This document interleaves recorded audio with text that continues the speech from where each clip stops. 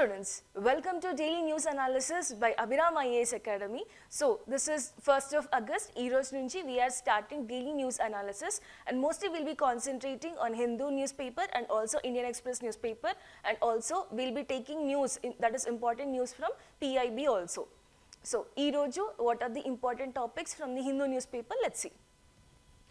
So first, we'll be discussing about India-US tariff war. Are you aware? So US has been kept 25% tariffs on India. So let's see the impacts and what did US and what did the India say about this. And also anti-defection gurinchi nechukundam, ICJ, and also let's talk about Anganwadis and also about the malaria. So these are the important topics from your Hindu newspaper. I'm covering this in detail. So first, if you see the news from Hindu in the first page, it is telling about India is a bright spot, says the center amid Trump trade wars. Clear? So news enti ante, as you know, US has been imposed 25% of its tariffs on us. And as a counter to this, Piyush Goyal has said that India is being seen as an economic bright spot in the world. ఇప్పుడు US ఏం చెప్తుంది India గురించి and India what did it encounter. So US has been given counter, India is given encounter, return counter. Let's see what are they. So US is telling that India is keeping high tariffs on us. For an example, import duties are exceeding 50% on certain goods, and also he has mentioned that non-monetary barriers, that is India has kept some barriers on sanitary and phytosanitary barriers on agriculture imports. And the third point he mentioned is trade deficit concerns, that is he is telling India's trade surplus with US. India's trade surplus with US in the year 2022 and 2023, and further sanctions for Iran ties. So he has said that India has kept ties with Iran, which is like violating CAATSA rules. And also he said BRICS membership backlash, that is he is telling that BRICS is supporting or BRICS is challenging the Western dominance. And also all in all, he also mentioned about Russia-India cooperation. So he mentioned that increased trade due to discounted Russian oil imports. These are the points which have been mentioned by Donald Trump. The first thing is high tariffs, second is non-monetary barriers, third one is trade deficit concerns, fourth is sanctions from Iran ties, BRICS membership backlash, and also Russia-India cooperation.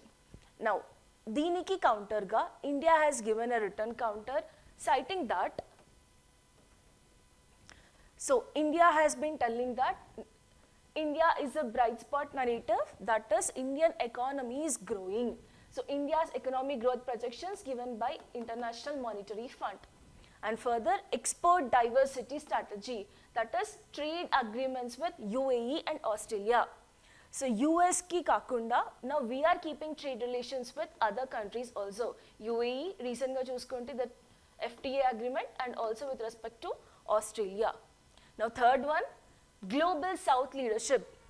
He said that is Piyush Goyal has been said that now we are becoming the leader of the developing countries. It's not completely like leadership, but the supportive thing. So global south is looking at us and we are supporting the developing countries ani. So emphasizes on cooperation during G20 presidency, and also strategic autonomy in foreign policy, that is refusal to join the Western sanctions. And further balancing the multilateralism, he has been also said that not only the Western thing, but we are balancing between Eastern countries and also above the Western countries.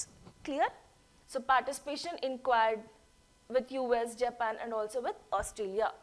Not only G20, not only BRICS, but we are also concentrating on Quad. BRICS lo US ledu, Quad lo US only, that is why we have given these statements. Clear? So what did India's response and strategic position is? These things you can write. So the first one is bright spot narrative, that is IMF has been projected the Indian economy growth, And next is export diversity strategy, that is trade agreements with UAE and Australia also, and also with other countries. Namibia తీసుకోండి, Brazil తీసుకోండి, those are the countries. And తర్వాత global south leadership, that is India is inspiring global south countries, southern state countries to join. And it is like a big brother to your developing countries also. And further, strategic autonomy in foreign policy, it has been refusing to join your Western sanctions, and it is also balancing the multilateralism, that is, it is balancing with the BRICS countries, G20 countries, and also Quad international organization like countries. Clear? So, international organization, okay. Now, ippudu ee tariffs valla India ki aim impact. So, let's see the impact on India with respect to this 25% of the tariffs. There are two things, like if you take in a positive way, it is positive, and if you take in a negative way, it is negative. I am concentrating more on the negative things as said by the experts. So political intervention, okati, that is direct negotiations may be needed to finalize a deal between India and USA, and also loss of tariff parity, that is India's risk is increasing in the US market. So India's risk losing competitive edge in the US market compared to other countries like Indonesia, తీసుకోండి, like that. And BRICS tariff challenges, that is additional tariffs complicate India's trade negotiations with other countries also. And further, GDP growth impact. Mana GDP growth అనేది increase అవుతుంది. Now with respect to these tariffs, our GDP, there is a chance of falling down of India's GDP. And further, export uncertainty, that is US buyers will delay orders due to this tariff ambiguities. And also economic penalties, that is India will face now potential tariffs on Russian imports.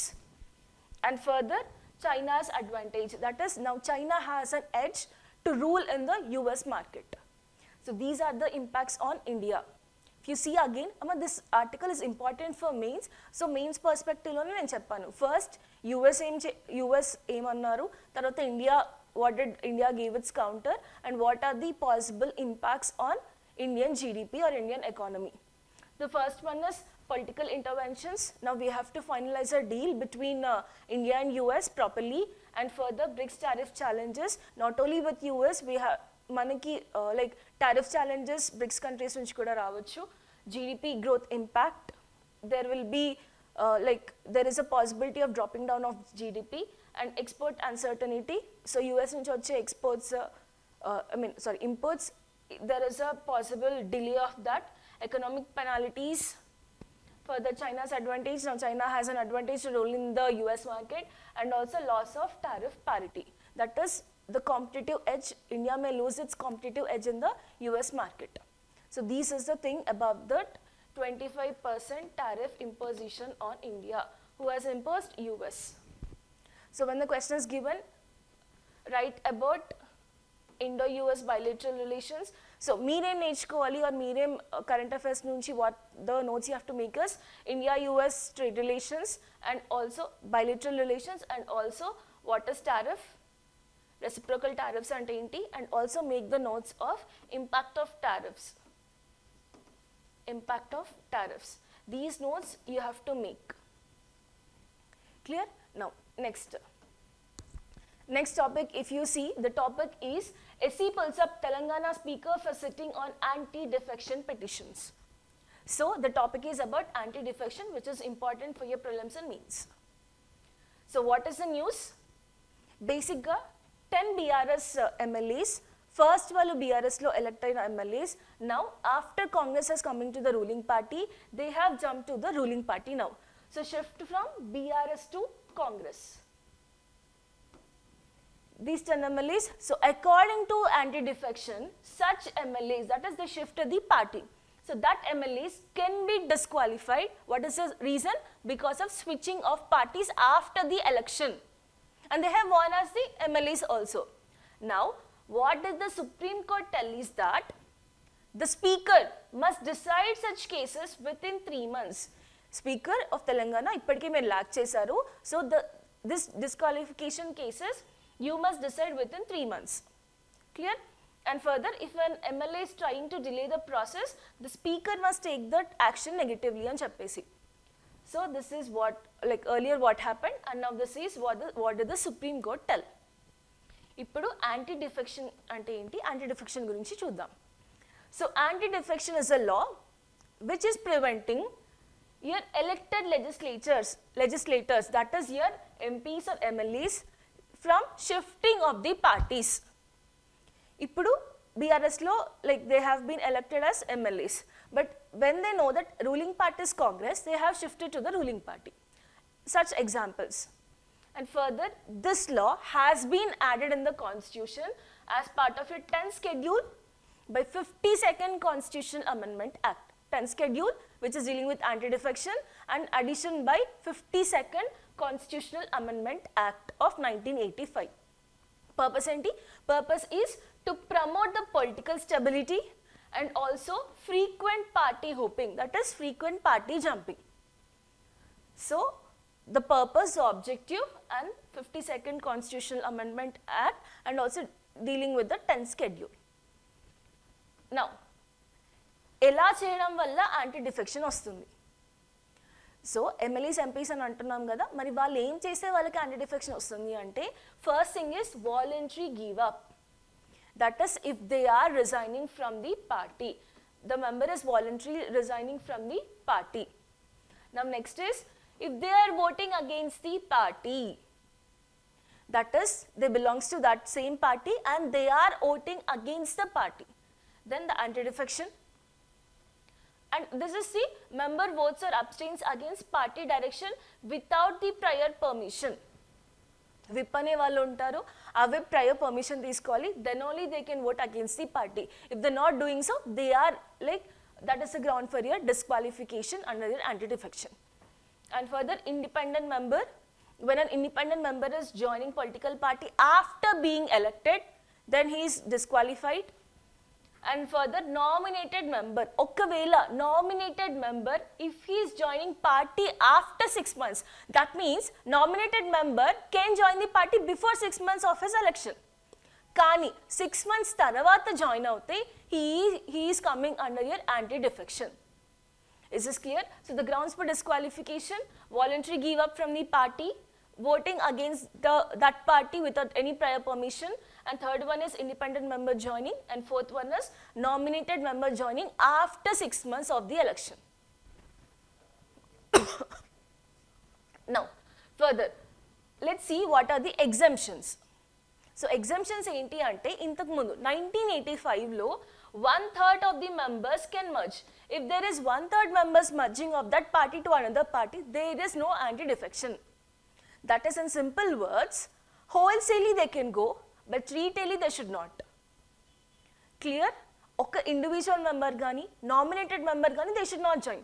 But if 1/3 member earlier 1985 lo, but further they have changed in 2003 lo, what did they do is 1/3 kadu, now it should be 2/3 అని చెప్పారు. If the 2/3 members are joining the party, then it's a valid merger. Appudu anti defection undadu vallaki. And further, party penalties, that is ఆ party concern పార్టీకి ఎలాంటి like negative ఉండదు, but it is only with respect to that party ruler. I mean if that party ruler in this is MLAs are your MPs, ఆ పార్టీలో ఉన్న independent మెంబర్కి the anti defection will be valid, not to the entire party. And further, recontesting the elections. So these disqualified members are allowed to recontest elections from any political party. Again, they can join in any political party. After this anti-defection, they can join in any political party and they can go for contesting of the elections from that party if they need. Now, who decides this anti-defection? This anti-defection is decided by a Speaker of Lok Sabha or state legislative assemblies and the chairman of Rajya Sabha, and also your chairman of Rajya Sabha or your legislative council. So who decides this? That is Speaker or Rajya Sabha. Now andike it is in news, that is Speaker didn't decided or didn't take any action with respect to this, as those BRS member MLAs have been jumped into Congress. So Supreme Court has said that please take care of this because it has been already 3 months. చాలా time అయింది actually. So 3 monthsలో solve చేసేయండి వెంటనే అని చెప్పేసి now supreme court has said this. So this is about your anti defection. Now let's talk about International Court of Justice. Now why this is a news? There is an opinion column mentioned in the Hindu, so saying that can ICJ ruling force rich nations to pay for historic emissions with respect to climate change? What did ICJ said? And if you take the news, ICJ has given saying about greenhouse gas emissions and also about UNFCCC.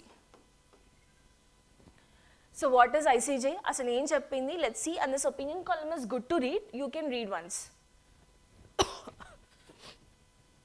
So what is the news is, before, on July 23rd, 2025, the International Court of Justice, that is your ICJ, delivered a landmark advisory opinion reaffirming that the states have legal right or legal obligations to reduce your greenhouse gas emissions and support the vulnerable nations. That is, rich countries has to support the vulnerable nations in combating your climate change.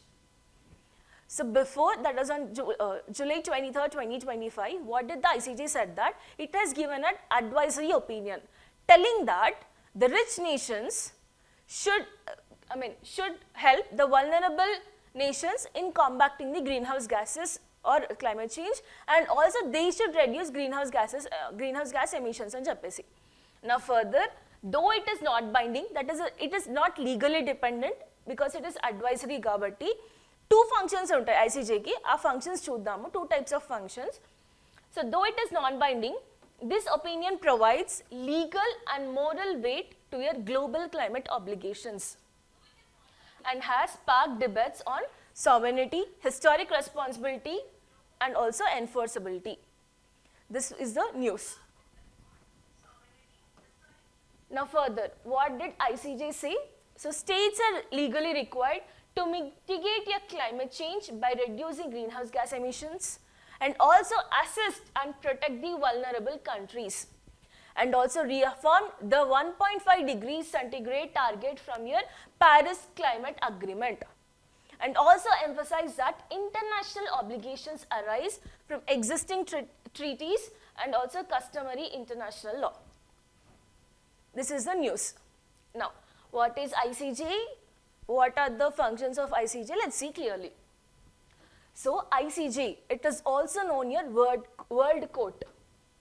The International Court of Justice is also called as World Court. Now, it was established in the year 1945 by the Charter, functioning since April. So, June 1945 it was established but came into force in year 1946. Further, where is ICJ's headquarters located? Peace Palace, that is in Hague, that is in Netherlands. So, ICJ headquarters is in your Netherlands. Further, it is UN organ status, that is it is one of the 6 principal organs of UN, and only one, it is not located in New York. All other 5 are, its headquarters are located in New York, but ICJ headquarters is not in New York, it is in Netherlands. Clear? Now, official languages enti ante English and French. ICJ lo use chese official languages enti ante English and French. Mari India lo use chese official languages enti with respect to courts, that is your Hindi and English. And state, that is high courts lo, you have to take the prior permission to talk in your required language. And further, the nature, ICJ nature enti, it is principal judicial organ of your United Nations, ante World Court annattu. Mari ee World Court asalu A functions ni chestundi. So there are 2 types of functions what an ICJ can do. The 2 types of functions are, one is contentious cases. Contentious cases, that is dispute settlement between 2 countries, not between individual member or not between any NGO, but between sovereign states only. So, elanti judgments istundi? Land and maritime boundary disputes, territorial sovereignty, use of force and military operations, international humanitarian law. Okavela humanitarian laws violate avute, that thing, international humanitarian law violations, non-interference in domestic affairs, ఒక country ఇంకో country domestic అఫైర్స్లో involve అయినప్పుడు. And next diplomatic and consular rights, final and binding judgments. So clear, these judgments are binding, these judgments are final and they are binding. And further appeal చేసుకోలేం మళ్ళీ. So these judgments are final and they are binding to that countries. So first function is contentious cases, that is the disputes between, it will solve the disputes between two nations, not between individual or not with respect to any NGO. Elanti cases, land and maritime boundary issues, territorial sovereignty, use of force and military operations, international humanitarian law violations, non-interference in domestic affairs, and also diplomatic and consular rights. Next, this settlement is final and it is binding on those countries. Malli we can't re-appeal. Next enti advisory opinions kuda istundi. Elanti advisory opinions? So legal advice on international law to UN bodies like General Assembly kaina, Security Council kaina alanti, and specialized agencies like WHO kaina, UNESCO kaina, advisory role anedi untundi. It will give the advisory opinions. For example, legal status of territories, legality of use of force, and also see here responsibilities under environmental treaties. So advisory opinion now here ICJ has given. It is telling that rich countries, please reduce your greenhouse gas emissions and also support to the vulnerable and developing countries.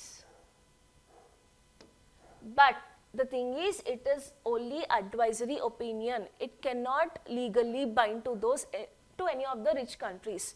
So it is not binding but carry the legal and moral weight. Clear? So ICJ, Danvantu Prayatnam, it is doing for reduction of greenhouse gas emissions, and therefore it can, a little change can control your climate change. Clear? So this is about ICJ. Now next Anganwadis gurinchi maatladukundam. Now ippudu Anganwadis enduku news lo undi ante transforming early childhood care and education. That is an opinion column. This is an editorial column where it is telling about early childhood care and education. Now let's see, after NEP 2020, that is your National Education Policy 2020, how these Anganwadis are helping in your childhood care. So let's talk about early childhood care and education with respect to Anganwadis. So before National Education Policy 2020, government schools used to begin the classes from your class 1, that is at your age of 5. There is no preschool provision. And also, but private school offers nursery ani, LKG ani, UKG ani. Such that what happened? There was an educational imbalance or educational inequity. So public early childhood care and education was primarily through Anganwadis under your ICDS, Integrated Child Development Schooling Programs. But after year 2020, that is National Education Policy 2020, what happened is, it is mandating universal early childhood care education by 2030. For this, it has been introduced Bal Vatika classes from 1 to 3 and for ages of 3 to 6 in your government schools. This is after National Education Policy 2020.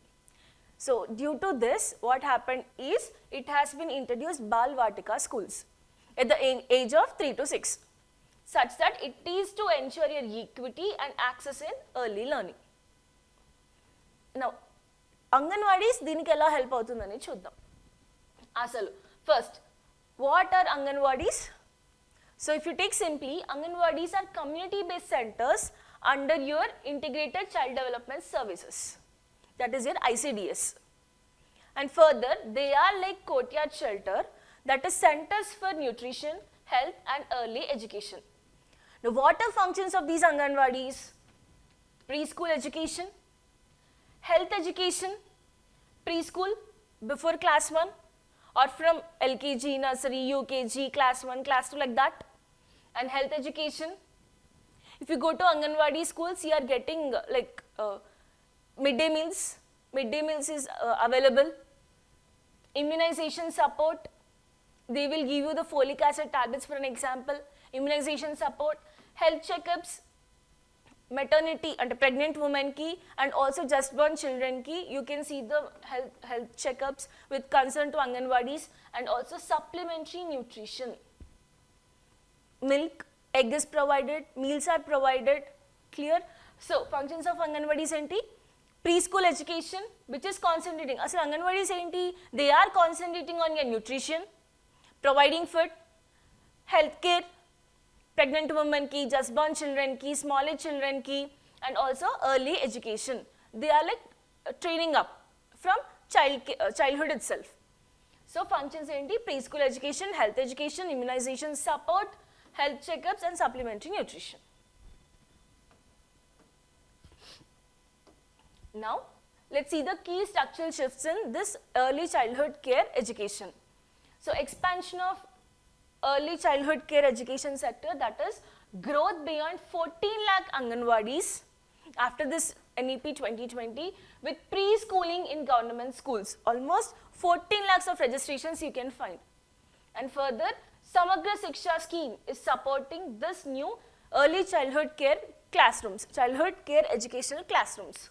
But what are the challenges? Okay, infrastructure, okay, training of teachers. So, trained preschool educators were in shortage, and also uneven implementation across different kinds of states, and also infrastructure. And further, migration from Anganwadis to school. So, what is happening is, parents view schools as better learning spaces rather than your Anganwadis. And further, risk of Anganwadis losing relevance in your early childhood care education. These two are negatives. This is negative, the challenges. Now, what is government response? Government is saying that Poshan B, Padai B initiatives in your Anganwadis. That is, you will get nutrition and also you will get education. And further, first 1000 days are critical for brain development. When the child is growing, their first 1000 days are very important for critical brain training. That is why Anganwadis are ready. Anganwadis are making themselves ready for nutritional care, health care, and also education. Clear? These things. So, this is the significance of your Anganwadis, and with respect to that article, what the article is telling. So, this article lo nunchi Anganwadis ella significant after the NEP 2020 education ki, health ki, nutrition ki ella support chestundi, how it is supporting the early childhood care anedi you can write from this editorial. So, as part of this, we are providing daily questions in our Telegram channel. Adi kuda you can take the access and you can look. So, subscribe to Abhiram IAS Academy Telegram channel, where you will get 2 questions regularly with respect to the news. And next is about malaria. So, malaria is in news, science column lo icharu. It is like malaria's new frontlines, vaccines, innovation, and Indian endgame. Now, mostly we will concentrate what is malaria, how malaria is how India is affected by malaria. This prelims context lo let's see, because editorial anta important em ledu. Prelims context lo we can see, and in mains context you can write some statistics from that. Now, what is malaria? It is a life-threatening disease. How it is caused? It is caused by Plasmodium parasites. For example, Plasmodium falciparum, Plasmodium vivax, Plasmodium ovale, Plasmodium malariae, Plasmodium knowlesi, and Plasmodium vivax is particular concern in India. India lo concern enti Plasmodium vivax, which is leading to your liver damage, that is increase of liver, hypersonite, and also causing relapses. Mari dini symptoms enti? Chills, high amount of fever, high temperatures, increase of temperatures, body pains, headaches, etc. So, now how it is caused? It is caused by bite of infected female Anopheles mosquito. Clear? So Plasmodium vivax valla, it is caused majorly in India and due to the bite of female Anopheles mosquito. Let's see some statistics. So if you see India's malaria situation, there is almost 80% of reduction. 80% of reduction with respect to your malaria. But some districts like Walganti, that is in Mizoram, and Narayanpur in near Chhattisgarh, they are still dominant with malaria cases. Almost 56 cases out of 1000 and 22 cases out of 1000 are dying due to malaria. Clear? Now, the infections are caused by Plasmodium falciparum and Plasmodium vivax, where you can see 20% cases have been increased with respect to your Jharkhand.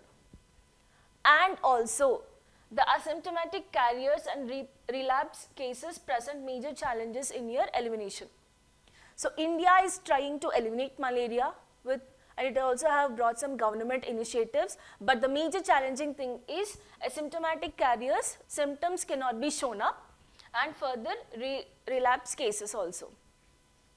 Now let's see what are the government's initiatives with respect to this.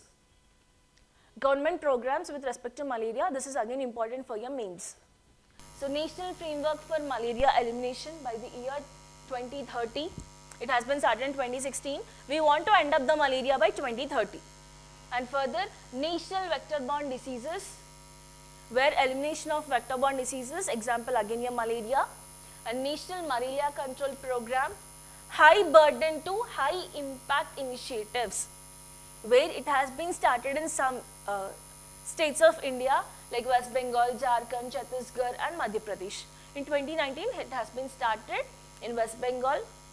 This is like your experimental program, West Bengal, Jharkhand, Chhattisgarh and Madhya Pradesh.